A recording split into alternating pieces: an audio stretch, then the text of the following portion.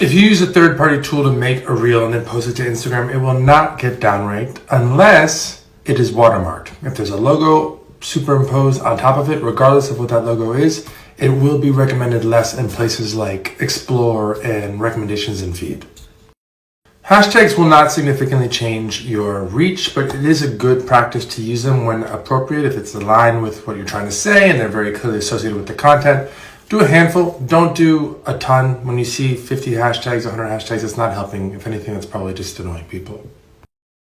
No magic rules here. In general, I think stories are great for behind the scenes type stuff. So I try to post a couple stories a day, and then feeds more like a couple times a week. But again, it's got to be aligned with what you want to say and with what you want to get out of Instagram as a platform. And that could be posting once a month. That could be posting twice a day. It depends on what you're trying to get done.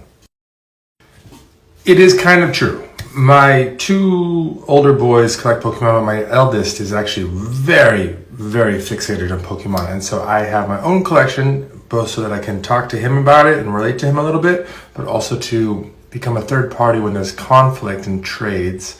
And sometimes I can make a deal happen that couldn't happen otherwise. Anybody else a grown adult with Pokemon cards? I love when things come together, when you sort of discover something funny and interesting, and then maybe you share it with a friend and that sparks a conversation. You know, there are great ways to message with friends. There are great ways to just be entertained. I think what we do uniquely well is at the intersection of those two ideas.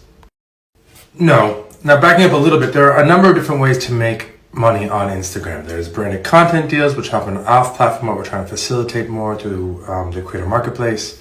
There are ways to get paid by your followers directly. Subscriptions are scaling worldwide, but also we're working and testing with tips.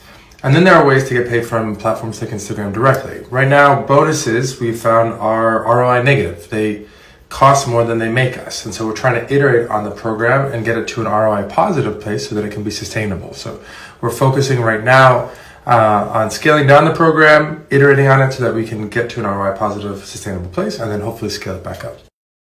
There are so many amazing female creators on the platform. I'll just put a bunch right here and you should check them all out, give them a follow.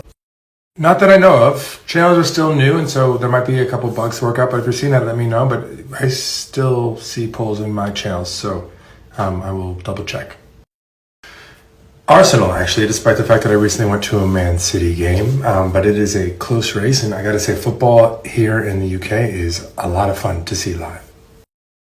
Not necessarily. We do hear often from creators that if they do post a feed twice in a given day, they see less reach per post, but my guess is that that is your followers being less interested in the second post, because we definitely don't do anything on our side to downrank something just because it was more recently posted since a previous post.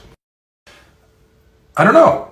Actually, would love to hear ideas. Would you like to see another AMA with somebody else? Was that kind of fun for you guys to check out? If you've got recommendations on who I could do one with, put them down here and I'll see if I can reach out.